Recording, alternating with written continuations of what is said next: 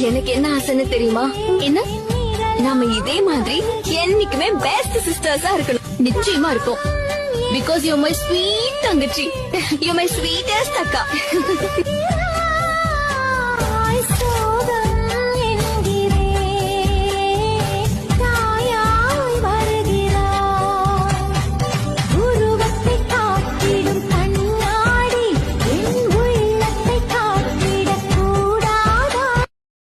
எனக்கு என்ன ஆசைன்னு தெரியுமா? என்ன?